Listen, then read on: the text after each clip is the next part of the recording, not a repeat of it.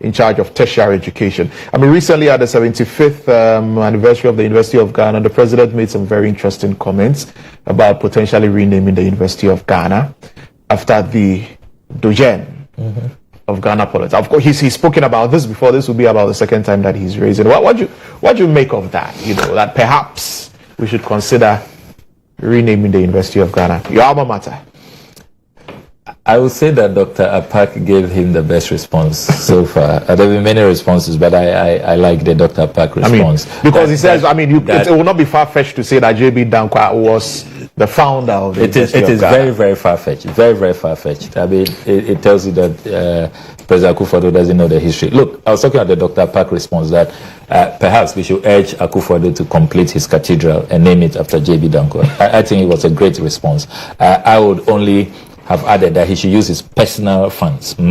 He should find his personal funds, maybe money from the family, use it to finish the cathedral, and then they can name it after JB Danquah. Look, on a very, very serious note, the history of the University of Ghana is a history of collective struggle. If you read the university's history, and I will encourage people to read Professor Agbodeka's book on the history of the University of Ghana, the formation and all of that.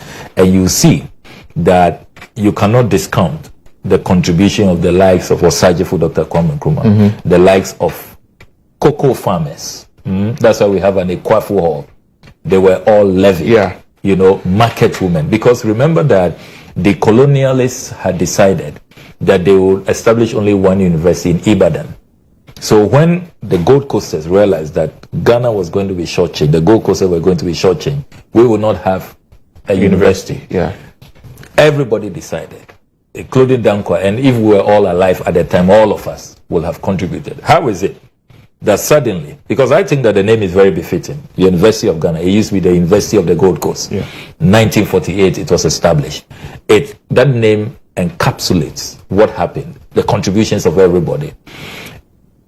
How can you now try to downplay the contributions of Nkrumah, of all the committee of experts, of the cocoa farmers, the traders, those who brought in the actual financial contribution, and then name it after one person? It will be such a distortion. It will be such a travesty. And you see, we have had enough of President Akufo-Addo just renaming. He should try and build something. Look, in this Fourth Republic, he's going down in history as the only president who cannot lay claim to a university that he has built. Isn't he worried about that? President Rawlings won a hunger prize, dedicated all to the establishment of UDS. President Kufuor elevated the Takwa campus into a full-fledged university, into UMAT. We can give him credit for that. Professor Mills said that, look, it's not right that we have some regions in this country without public universities. Let's give every region that doesn't have a public university. And University of Energy and Natural Resources was born. University of Health and Allied Sciences was born. President Mahama, University of Environment and Sustainable Development, I was with him when he secured the funding and cut the sword for that, what is now called the Somanya University. So, President Akufo-Addo, where is yours? You are not ashamed that all you do is to go about renaming other people's universities. Anyway, we've run out of time, and so we'll have to